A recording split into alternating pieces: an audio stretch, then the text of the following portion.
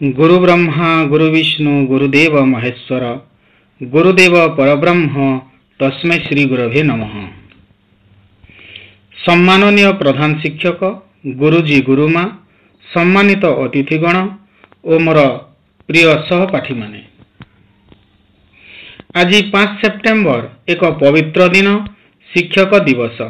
एही दिनटी आमे प्रतिवर्ष डॉक्टर सर्वपल्ली राधाकृष्णन का जन्मदिन रे पालन करुछु।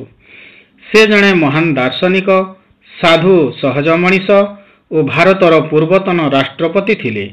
तांकर इच्छा थिला तांको जन्मदिनटी को जन्म उत्सव भावरे नुहे बरं शिक्षक दिवस भावरे पालन करा जाऊ। शिक्षकों को सम्मान करिबारे आमे समाजर सर्वोत्तम परंपरा को जीवंत रखुछु। शिक्षक केवल ज्ञानर दाता नुहे, सही सांगे से आदर्श श्रृंखला और साहसर पथ प्रदर्शक। जेपरी माता पिता आमको जीवन देइथांती, सेहीपरि शिक्षक माने आमको जीवन को किपरि भल भावे बंचिबा को सिखांती।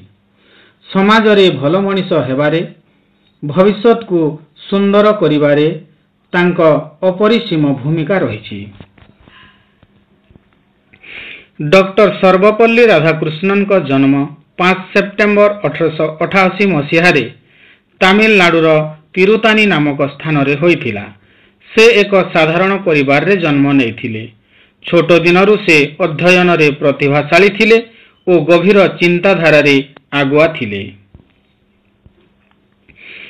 से दार्शनिक, शिक्षाविद, लेखक और शिक्षक भावे सारा विश्व रे परिचित। तांकर लेखा इंडियन फिलोसफी और the Hindu view of life पुस्तक सारा विश्व रे प्रसिद्ध। से कालीकट, मैसूर और काशी हिंदू विश्वविद्यालय रे प्रोफेसर भावे काम करिथिले। परे से अंतर्जातीय संपर्क और भारतीय शिक्षा क्षेत्र रे विशेष भूमिका नेइथिले। 1952 मसीह से भारतर द्वितीय राष्ट्रपति भावे नियुक्त होइथिले। 1962 रु 1967 पर्यंत से भारतर राष्ट्रपति थिले। से शिक्षकों को सर्वोच्च स्थान देइथिले। तांकर जन्मदिन रे शिष्य माने जेतेबेले जन्म उत्सव पालन करिबा को चाहिए से कहिथिले, मो जन्मदिन को जदि तुमे पालन करिबा को चाह तेबे सही दिनटी को शिक्षक दिवस भावरे पालन कर। तेणु एही दिनटी केवल पर्व पालन नुहे बरं शिक्षकों को आदर और आभार प्रकाश करिवार एक सुजोग।